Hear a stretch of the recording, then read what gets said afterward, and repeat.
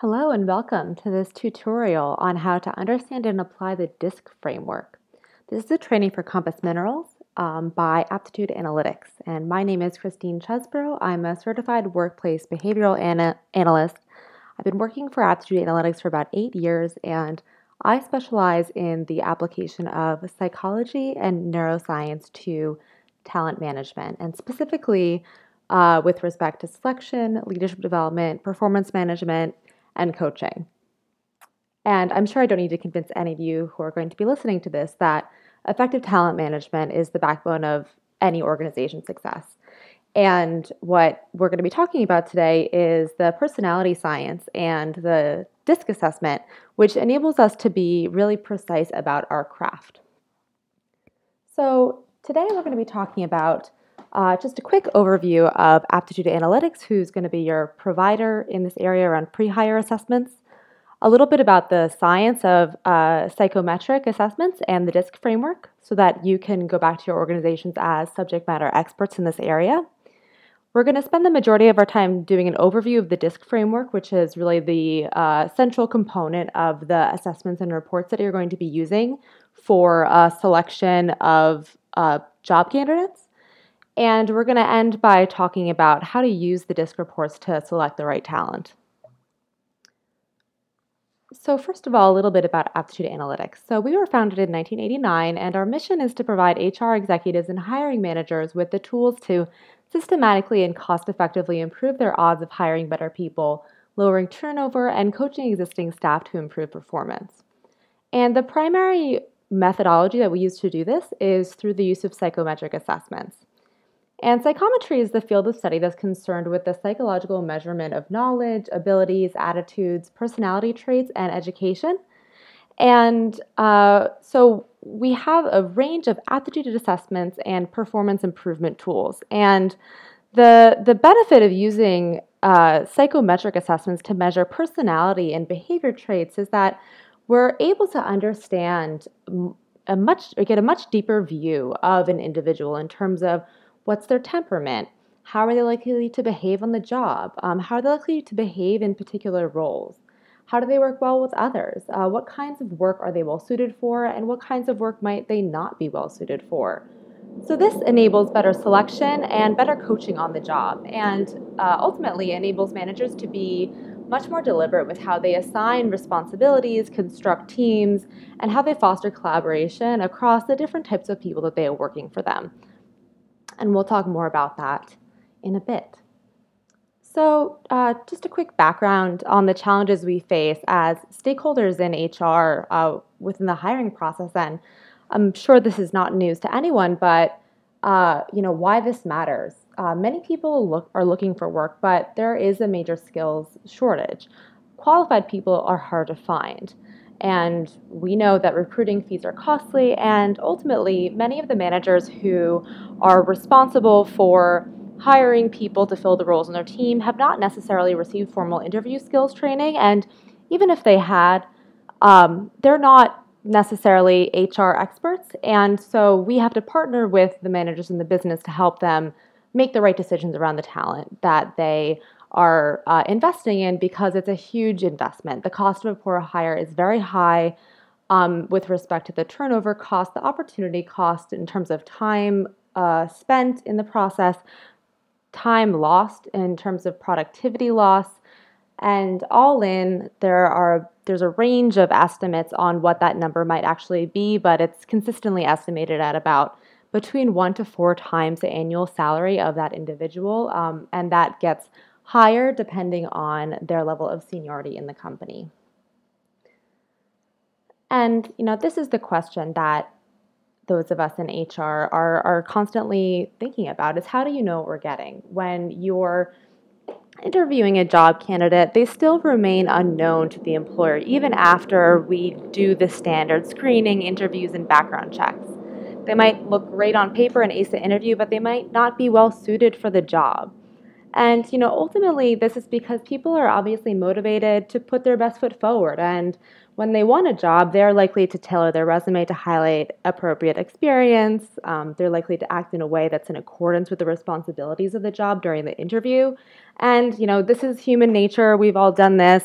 So there's nothing wrong with it. But as hiring managers, we're obviously trying to mitigate the risk in selecting and investing in people. So how do you increase your certainty about the candidates?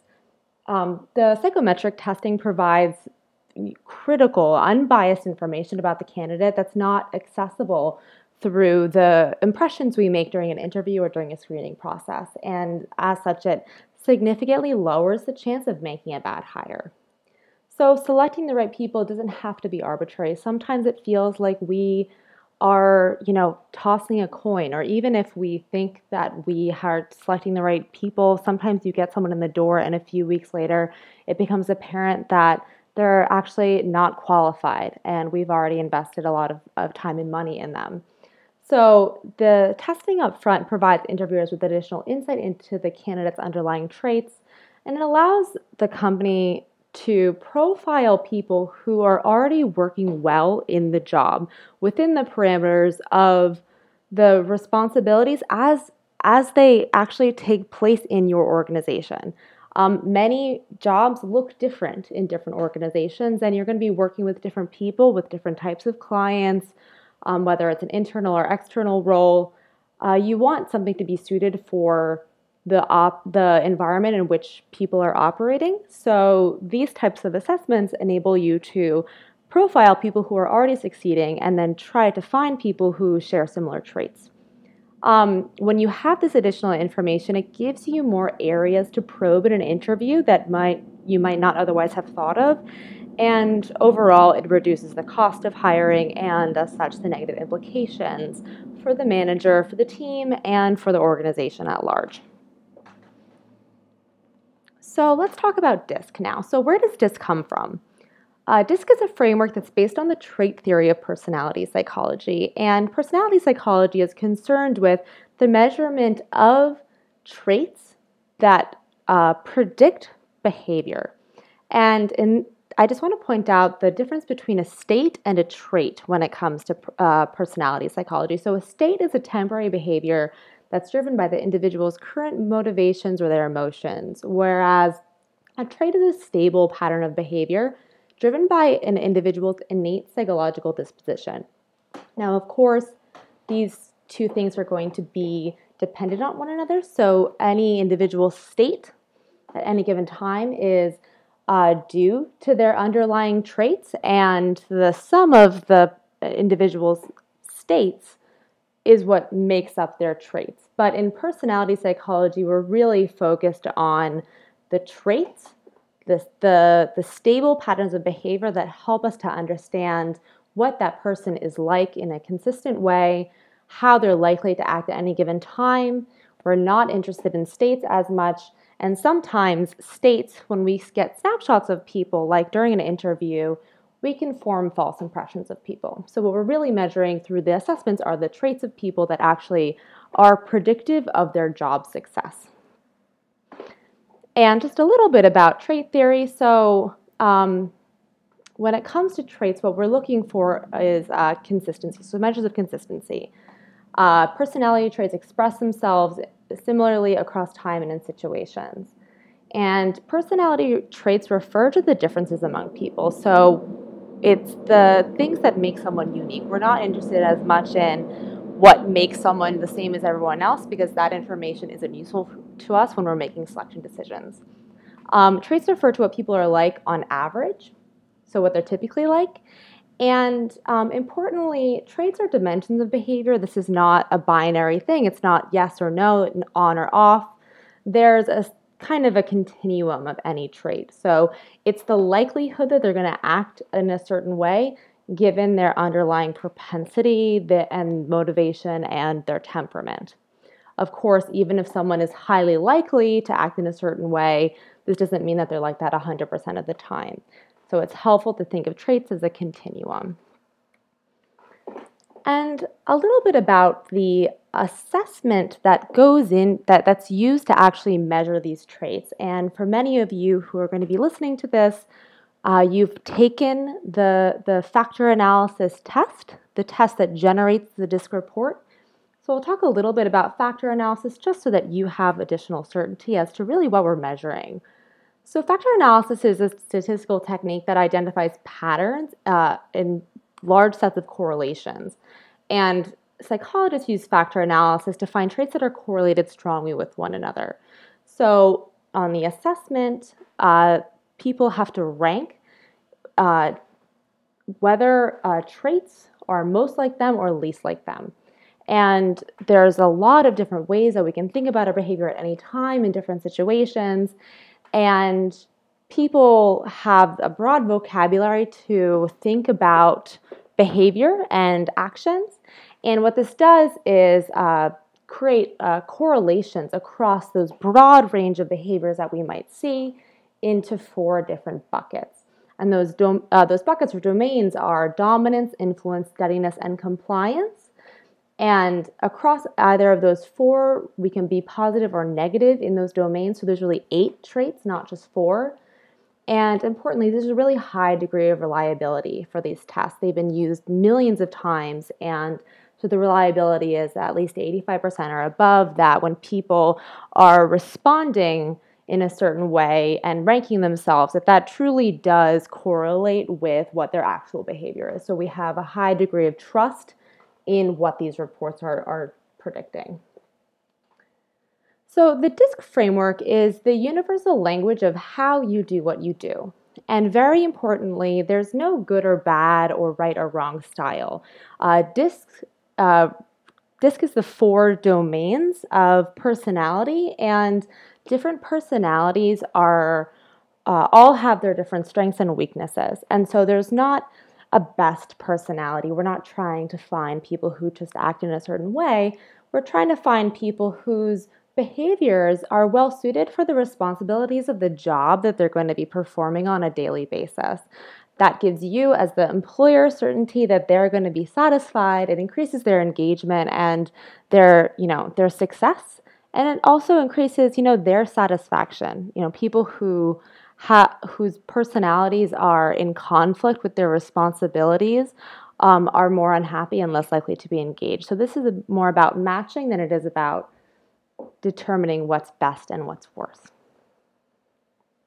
So when we think about DISC, there's really 3 objectives. So first, you want to kind of identify your style. So when we say your style, we're probably referring to the candidate, although for those of you who are listening, you're receiving reports about your DISC profile, so this refers to you as well.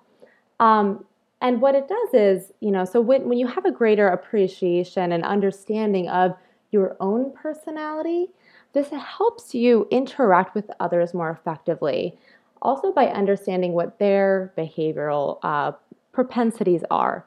So kind of lifting up the curtain and having a language to talk about these things really takes a lot of the guesswork out of it, and it increases our empathy for other people. So when, people act differently than us, we kind of can sometimes have just these knee-jerk negative reactions, but understanding that these are stable traits that people have can make it easier to see the way that people are different from one another as strengths rather than as sources of conflict. And it enables us to have a process to communicate with people who have a different style, as I was saying. So it really, by using these reports and by having greater self-awareness, we're really ensuring that people are able to communicate more effectively and collaborate more effectively as a result.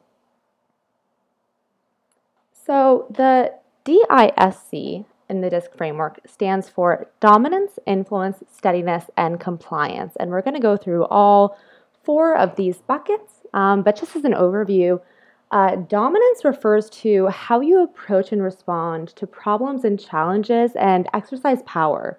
So what is your, what is the energy that you bring to solving problems and kind of either taking control or not taking control of the situations? How likely are you to be the decision maker?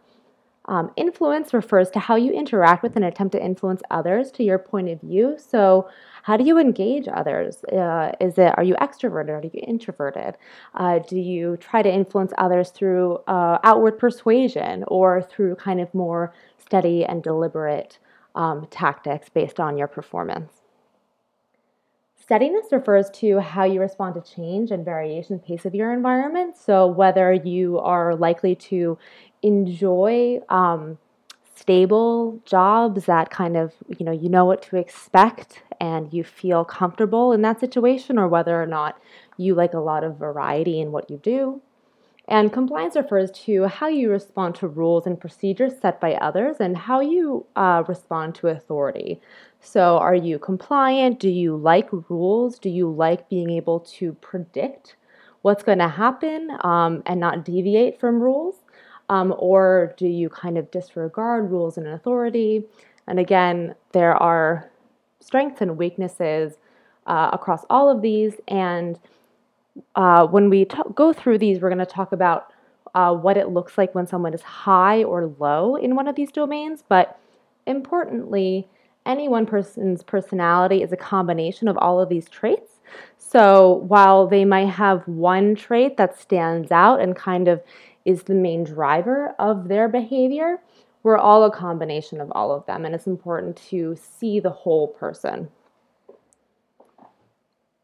Okay, so let's talk about dominance. So dominance speaks to how we respond to problems or challenges. Dominance can be perceived as maybe angry or impatient and is usually characterized by being direct. Dominant individuals tend to be extroverted and task-oriented, and some of the words here might appear negative, but what we really see is that someone who's high in dominance is likely to take charge. So they like being in control. Sometimes that might be a liability, but other times they can fill the void and step into a leadership role very easily. It's where they feel most naturally comfortable. So a high D is going to give the impression that they might be pushy, rude, hard to deal with, and it's really just because they're ambitious. They might be impatient because they're very results-oriented. Strong wills. These individuals are entrepreneurial, so often CEOs, managers, entrepreneurs, innovators, or presidents. So someone who really has a strong vision and who is very effective at getting people to align with their vision because of their confidence and because of their natural leadership ability. These people get straight to the point.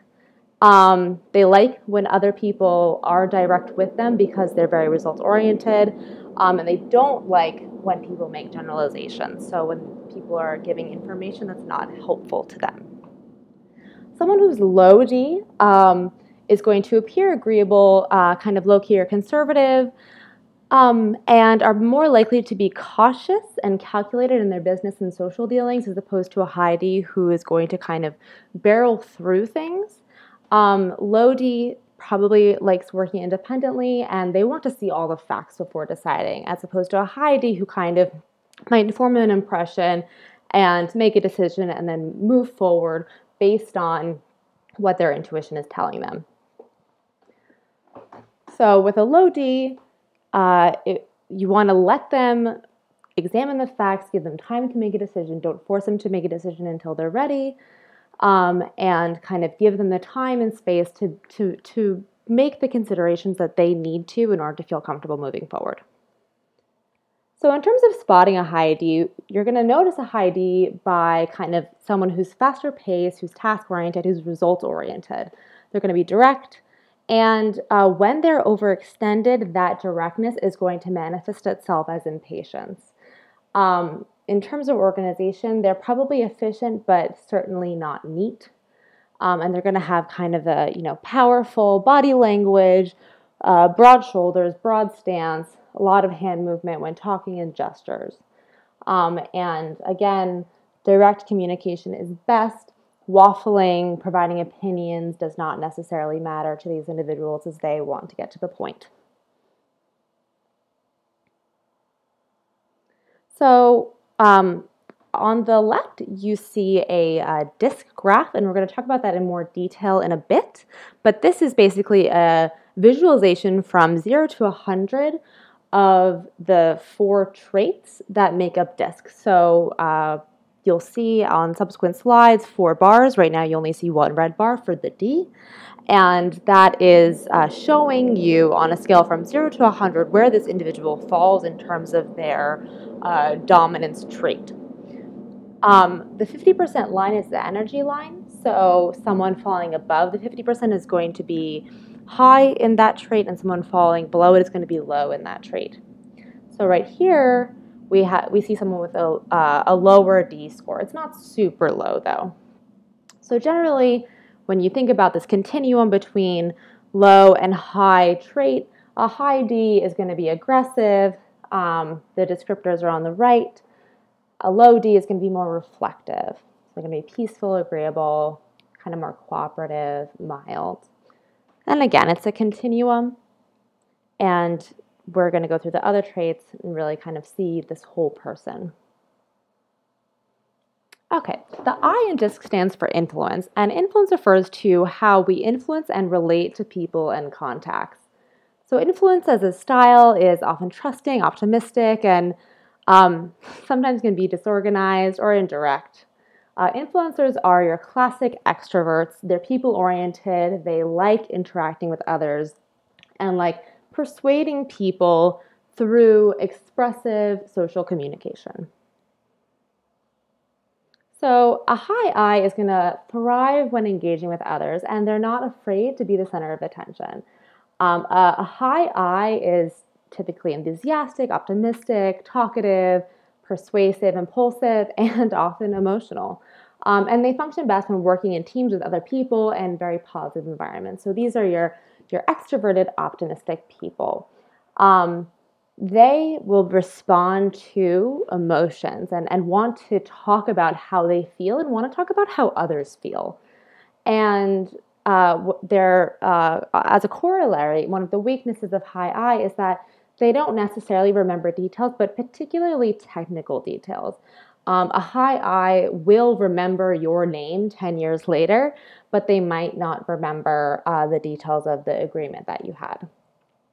A low I, on the other hand, are more likely to be introverted, reflective, and are favoring logical arguments over emotional arguments. So don't try to convince a low I with emotional appeals. However, high I's are very motivated by emotion and see it as a primary motivating factor of any interaction or agreement. On the other hand, a low I is someone who really they excel behind the scenes. They prefer to work alone, and when stressed, may be perceived as moody. They don't necessarily want to depend on anyone else to get their work done. And a low I is going to probably want to avoid small talk and get to the crux of the matter right away. They don't want to spend a lot of time chit-chatting about possible outcomes or strategies. So in terms of spotting a high I, you'll be able to notice a high I if you see someone who's really faster paced and people-oriented. Their communication is indirect, again, because they're probably making appeals to emotion. They are talking about kind of all the parameters of a situation and the situation as a whole, rather than and how the situation should feel and go about, rather than kind of the logic and reason and details behind it. When they are overextended or stressed, they tend to become more disorganized, and you will notice that in their style in terms of how they manage their work and their workspace. And again, just like a high D, this person is going to be expressive, and they're going to be interested in getting things done. So in terms of the DISC graph, a high I is going to be optimistic, a low I is going to be realistic, and you can read the descriptors there on the right. And again, this is a continuum. So what we're looking at right now is someone who is medium to low D and a high I. So this person likely has high I as one of their kind of most notable characteristics. They're going to be very extroverted and social. They're probably going to be trusting and emotional. So the S in DISC is steadiness, and steadiness refers to how you respond to pace and consistency. Steadiness as a disc style can often appear reserved or non-emotional and can sometimes, when stressed, seem possessive or indirect. Someone who is high in S may be introverted, yet people-oriented. So someone who enjoys interactions with others, but who isn't as extroverted as a high I. So a high S is steady, stable, and predictable. High S is composed, resistant to change, and prefers to focus on one or two tasks rather than working on several tasks at once. On the other hand, you might see high Ds and high Is wanting to have lots of things going on at once. Someone who's high in steadiness is going to want to work serially and is going to be overwhelmed if you give them too much at once. You're going to want to give them things as they finish so that they feel like they're in control over their work. They're typically even-tempered, they're good listeners, again, they're introverted, yet friendly, sympathetic, and they're going to be generous. Someone who is high in steadiness is going to enjoy jobs like, being a librarian, being a psychiatrist, being a researcher, where you might be working on a team, but the parameters of the job are more or less unchanging day to day, and they know what to expect. And it's kind of a lower energy environment is where they thrive. On the other hand, a low S might be more impatient, more impulsive, so really the opposite. And low S really does look like high D, and they're often going to be correlated with one another. So when you see high D on someone's disc profile, more than likely they're low on S. Those individuals love variety and they like to take multiple tasks on. They fly by the seat of their pants, build the plane as they fly it, as they say, and they, like achieving success by kind of almost overburdening themselves in the process. So a high S, in terms of how to communicate with them, you're going to want to focus on explaining how, why behind your plan when you're asking them to do something. They want to know the details. They want the consistency, and they want to be able to predict what's happening. So if you're giving them new instructions, helping them understand why will enable them to feel comfortable in that new task.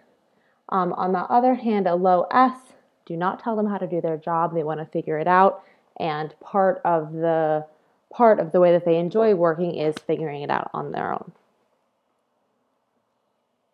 So spotting a high S, so you're going to see someone who's slower paced, yet people-oriented, whose communication is indirect. When they are stressed, this trait is going to look like possessiveness, so where they don't want anyone to interfere with the way that they have organized their work. So if you've ever interacted with someone who, when you try to change their system or their process for doing something, they freak out, that's a high S who's been stressed. And the best way to stress out a high S is to ask them to do something differently without explaining why. They are comfortable with consistency and uncomfortable with variety.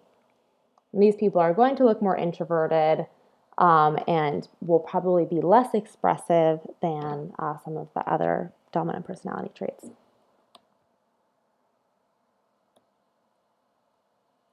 So again, looking at the disc graph, someone who's a high S is going to be predictable, a low S is going to be dynamic, and there are those descriptors for you on the right. So this person looks like kind of a medium to high S, so more predictable. Now that we see that they have a high I and medium to high S, we know that this individual likes people, but the low D and higher I suggest that they like more systematic environments that they feel like they have control over and are going to be stressed by an environment that is really variable. All right, and the C in DISC stands for compliance, and compliance is how we respond to procedures and constraints.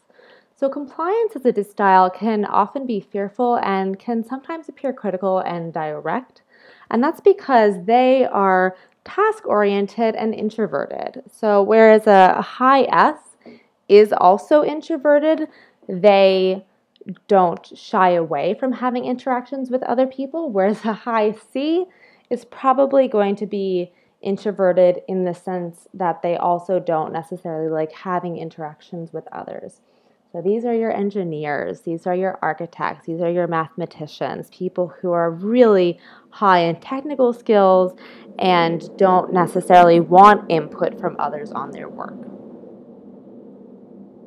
So a high C is accurate, precise, detail-oriented, and conscientious. So they like to do their work well. They like to complete their work. They don't like to be interrupted.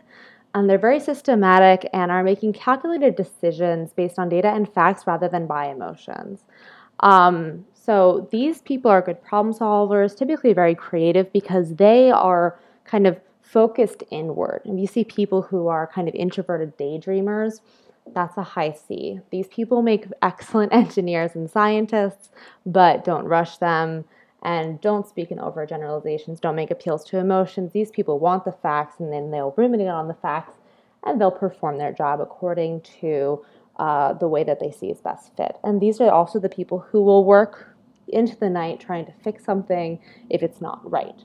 So they want everything to be aligned according to the rules of their craft. So if they're engineers, they want everything to work. If they're an architect, you would trust a high C to be a good architect. They're going to make sure that the building is going to stand up. You would not trust a high D to be an architect. They will forget the details, but they will have a nice vision for the plan. A low C, when it comes to decision making and interacting with others, a low C is going to be kind of more firm, strong-willed, and stubborn. They are not necessarily going to be influenced by rules and are going to disregard them and see them as less important if they think that their perspective is kind of superior to what has been laid out in advance. So they could be seen as kind of arbitrary or the devil's advocate type of person who's questioning why things are done a certain way.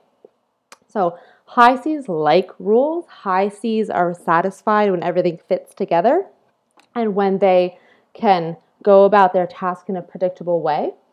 Low C's are going to be the exact opposite, so someone who doesn't like rules and who feel constrained by authority.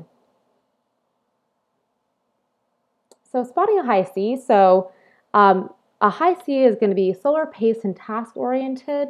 They're going to be direct in their communication, and because they like rules and because they see things a certain way, and that's how they're able to do their work as well as they can. When they're stressed, they're going to be critical. They're not going to want to take other people's perspectives into consideration if they aren't aligned with the way that the kind of the rules and procedures have been laid out. They want to be able to fall back on those rules as a sense of security. They're happiest when everything is in its place and perfectly organized. A high C is a great accountant. So someone who doesn't deviate from the established rules and work well in jobs where that is incredibly important. So like a pilot or a pharmacist, a technician of some sort, a medical technician, engineers. So, ticking all the boxes and making sure that all the numbers add up at the end of the spreadsheet and won't be satisfied until they do. So very trustworthy people, but, not necessarily the most outgoing flowers in the pot. So we're looking at this person again. So in terms of high versus low C, we're looking at a low C here. A high C is going to be highly structured. A low C is going to be pioneering. So again, it's about whether or not someone likes or dislikes rules, who feels comfortable when things are defined or when they feel constrained by authority or kind of decisions made in advance. Okay, so let's look at the DISC graph overview together. So this is the same person that we've been looking at this whole time, taking in everything together.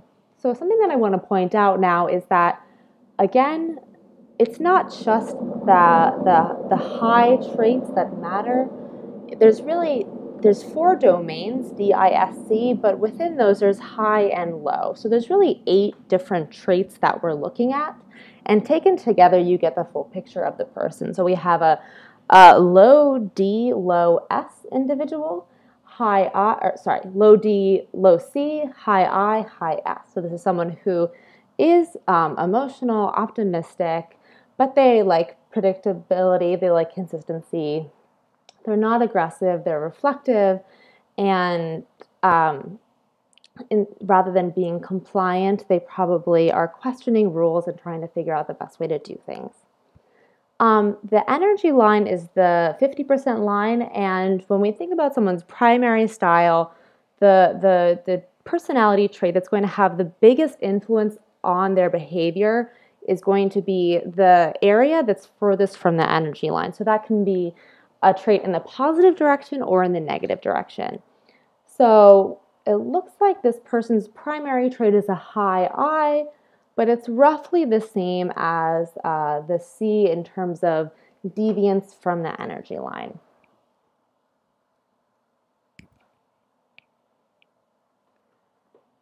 Another important way to interpret the graphs that you'll see in the reports are what we call adapted versus natural style. So you're going to see 2 disc graphs for each person, not just one. And it's important to notice the difference between them. So a natural style on the right is who you are. It's what's least changeable. It's your most stable underlying kind of set of traits. So what you're like when you have the energy, or what you're like when you are in an environment where you feel like you can be your truest self and you don't feel like you need to conform to any external considerations or responsibilities that would kind of force you to shift your personality. Or I should say, and it's also what you're like when you're under stress, pressure, fatigue. So when you have a more difficult time kind of controlling your behavior, controlling your emotions, when someone is overworked, tired, or stressed out, like in an emotional threat state, this is the personality that's going to show up. On the other hand, we have an adapted style, and so this is how much you're able to respond to your environment. So the flexibility in your personality, how far can you go in any direction when it's required of you to do so. So it's changeable, and this is what shows up when people are in survive or succeed mode. So when they have a lot of energy to give towards success, towards succeeding based on the parameters of the job, it's how far away from their natural style they're able to act and behave when the conditions require that they do. So this person, it looks like their natural versus adapted is not that different, and it's not making a huge difference in terms of kind of what their personality is going to be like. So this looks like a pretty stable person, but you will see graphs in which there's kind of more observable and dramatic differences between natural versus adapted, and those you kind of want to pay attention to. So what's this person look like under the best circumstances? How much are they able to shift themselves to act in different ways when it's required of them? And what's the person who's really there under the covers, who, you know, the person that they're like when they're hanging out with their spouse, with their friends, or also when they're stressed and fatigued. And it's important to flag when the natural versus adapted is very different, and one is more or less well suited towards the parameters of the job that you're actually looking to hire them for. Another important part of the assessments that you're going to be, the reports that you're going to be looking at is the behavioral hierarchy. And the behavioral hierarchy is basically an extension of the DISC framework that's looking at 12 behaviors that are described at kind of more in more everyday terms in terms of the impact on the workplace behavior. And this is going to be in every report that you see, and kind of break things out in a really kind of easy to use and understand fashion. So when you see these in the report, that's 12 traits or 12 behaviors that are going to show up on every single report, but the order is going to depend on the person's results, and it's always going to be from highest to lowest. So we have, the first 4 traits from organized workplace to following policy there on the left are all 100. You see the number on the right of each of the little scales is that individual score. So this person has gotten 100% on organized workplace, analysis, consistency, and following policy. And then on the other hand, you see at the very bottom, you see the traits that they scored the least on. So frequent change, versatility, urgency, and competitiveness. And so for each of these scales, the score that they got is on the right in that little blue kind of circle. And under the scale, there's a red bar and a number. The number is the average of all of the people who have taken this assessment or in the sample. And we update this every year. So on organized workplace, the average is about a 52, and the red bar is 1 standard deviation above or below the average. So that's where the majority of people generally are going to fall in. So when you see a trait that for an individual, like for the report that you're looking at, and that trait falls outside of the red bar, you know that is a trait that is highly descriptive of them, that makes them unique. So this person scores well beyond the average in organized workplace, consistency and analysis, things like that, and far below the average in frequent change, versatility, and urgency. Another part of the reports that you will be seeing is the Success Insights Wheel. And the Success Insights Wheel is basically mapping D, I, S, and C, those domains, onto kind of a 2-dimensional surface where it's a continuum across and within those traits. And so again, as we saw, someone might be identifiable based on the strength of any one domain, but more than likely people are going to be high or low in at least 2. So this gives you an idea of, based on their overall score in D, I, S, and C, where do they fall, and what is that personality type like? So on the left, you see kind of a list of personalities, and this is going to give you a good idea of who you're looking for, what kind of traits like these people have according to their top 2 areas, and it breaks it down nicely. We're going to be giving you a tool with this information on it. And actually what you see on the right is everyone who took the assessment, all of the HRBPs at Compass. This is a breakdown of the types of personalities that make up that team. So your results have been factored into that. So what we see is a lot of coordinators, high S, high Cs, makes sense for HR. Promoters who are high Is also make sense for HR, people-oriented individuals. And then some conductors and persuaders, and little or few of any of the other personality types.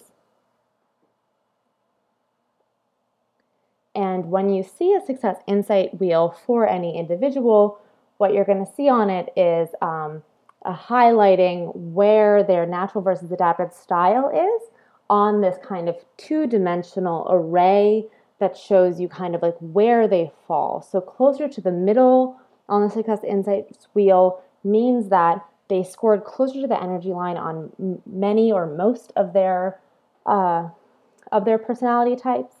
And something that's if the location of their natural versus adapted style is close to one of the ends, so closer to the outside of the circle, it means that they're very high in that trait. So it's really like a heat map of the entire of the scores across all 4 of their DISC domains.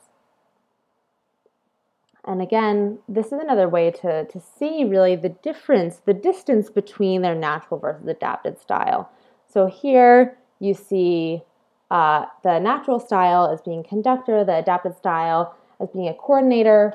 This probably isn't realistic, but it's just to show you how, the farther away you see these 2 things, the more you want to be, cautious about fitting them into any one box. And trying to ensure that they don't have to always be on their best behavior because that's very stressful for that individual.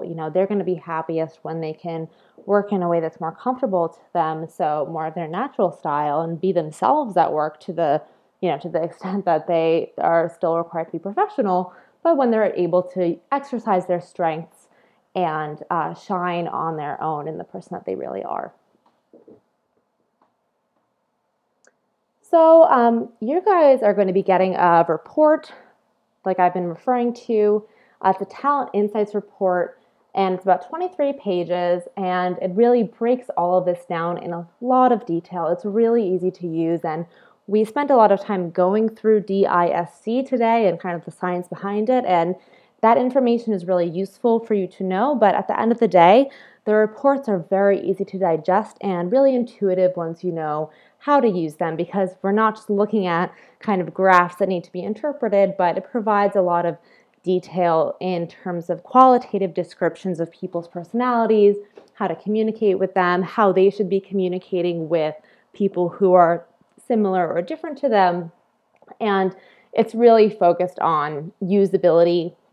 Your expertise is going to come in kind of defining what you're looking for.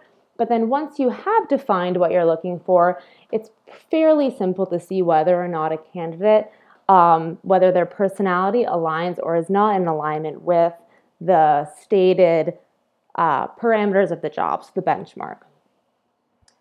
So one of the ways that we use the reports is to benchmark. So I mentioned this earlier, but a key way to kind of identify new people who are going to succeed on the job is to provide this assessment to people in your organization. Do it agnostically. Look at the results, and then compare it to the performance data that you have for those individuals. So people in a certain job who perform well consistently, you're going to want to find new candidates that match their behavioral profiles. And then it also shows you, people who aren't performing well on the job, how do they differ in terms of their DISC profile from the people who do seem to be succeeding? And how much of that is due to the responsibilities and the nature of the job and how their personality might not actually be well suited for it? Or it might also be because of the person who is assessing them. So their manager. What's the manager's style? How is their style influencing how they interact with others on their team, and who they are kind of subconsciously preferring? Neuroscience and psychology consistently show us that we form just subconscious preferences for people who are like us. We like ourselves, and we like people who are like us. It's easier to communicate with people who are like us, and it's more difficult to communicate with people who have different behavioral styles. So sometimes communication errors are simply just that. They don't actually signify a lack of potential for the individual who's in that job, but rather a breakdown in communication between that individual and the people that they work with, including their manager. So having these reports and having a greater understanding of, the personality profiles of the people on the team enables people to communicate more effectively and to see differences as strengths and not to be as annoyed by them. And it can have a big impact on the way that managers see their people, such that you're kind of mitigating the risk that they are subconsciously preferring people who are like them and disregarding or not developing the people who are not like them. And so, again, this allows you to compare across candidates and see, okay, so who fits the benchmark the best? Who is within kind of the variance of the benchmark that we've deemed as okay for the role, because having the reports allows you to coach people more effectively, even if they're not a perfect match to the benchmark. It outlines a plan to help you coach them and manage them more effectively. And again, in terms of the interview, it's enabling you to utilizing the text, utilizing kind of the information in the report to probe additional areas during the interview, things that you might not have otherwise thought of. if you were just kind of having a natural conversation with them.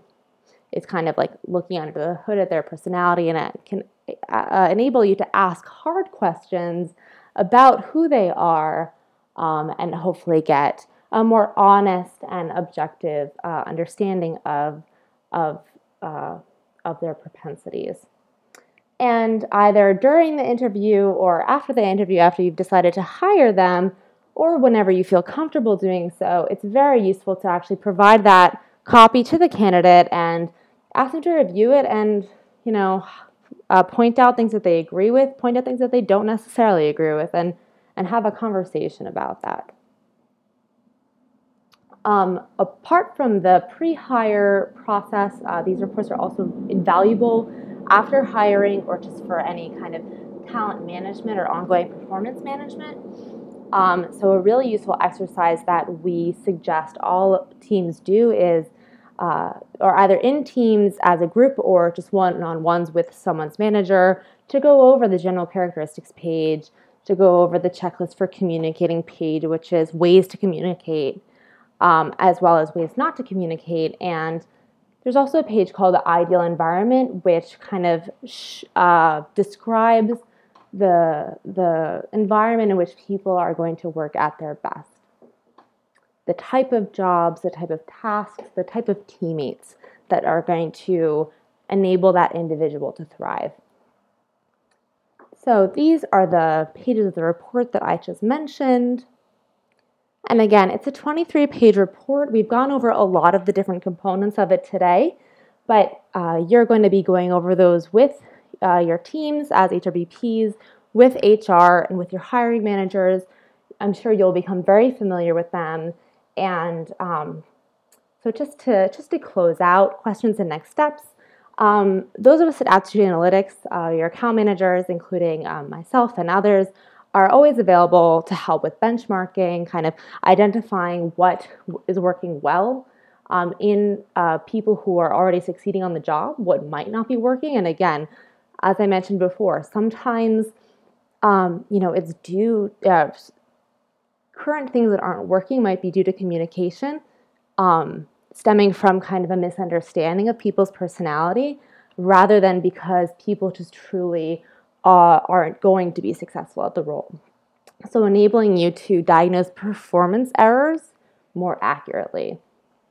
We're available to go over reports with you for coaching and for general consulting around talent management and leadership development. So reach out with questions anytime.